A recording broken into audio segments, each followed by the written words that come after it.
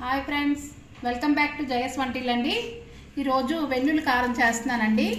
మన ఉల్లిపాయ కారం అంటారు కదా, అదనమాట.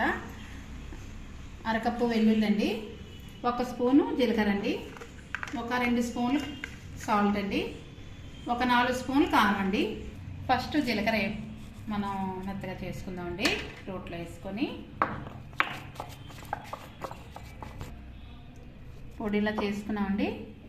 ఇప్పుడు మనం వెల్లుల్లి వేసుకుందామండి. బాగా మెత్తగా చేసుకుందాం. వెల్లుల్లి వేసుకొని, ఇది తెలంగాణ స్పెషల్ అండి. బాగా రైతు చేసుకుంటారు ఈ వెల్లుల్లి కారం. వాళ్ళు ఉల్లిపాయ కారం అంటారండి.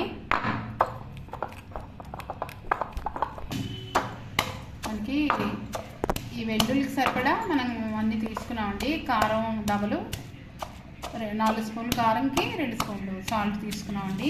ఎప్పుడైనా అలాగే వేసుకోవాలి మనం. మనకి చూసారా ఇలా అయింది. ఇప్పుడు మనం జీలకర్ర ఎప్పుడు ఫస్టే వేసుకోవాలండి, నలగదు. లేకపోతే మనం వెల్లుల్లి వేసాక మరి ఇలా ముద్దలు అయిపోతుంది కదా, నలగదు. సాల్ట్ వేస్తున్నానండి 2 స్పూన్లు, కారం 4 స్పూన్లు అండి. మనకి తీసుకున్న దానికి అలా సరిపోద్ది. ఎప్పుడు కూడా కారం 4 వంతులు వేసుకుంటే సాల్ట్ 2 వంతులే వేసుకోవాలండి.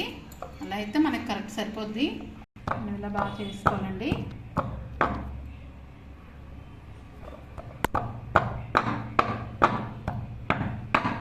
దంచుకుంటే బాగుంటుందండి, అందుకే వేళ ఇలా వేస్తున్నాను. ఎలా వస్తుందో మన వెల్లుల్లి కారం మనం ఇలా కలుపుకుంటూ చేసుకోవాలండి.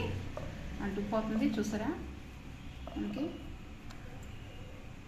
రెడీ అయిపోయిందండి. ఇంకా కొద్దిసేపు చేస్తే అయిపోద్ది. అయిపోయింది, తీసేస్తున్నానండి. తీసుకుంటున్నామండి వెల్లుల్లి కారం. చూసారా మనకి ఎలా వచ్చిందో చక్కగాను.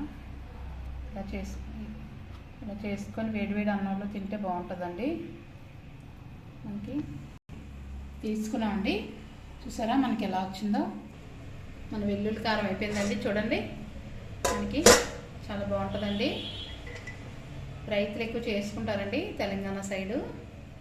మనకి తెలంగాణ స్పెషల్ అనమాట ఇది వెల్లుల్లి కారం.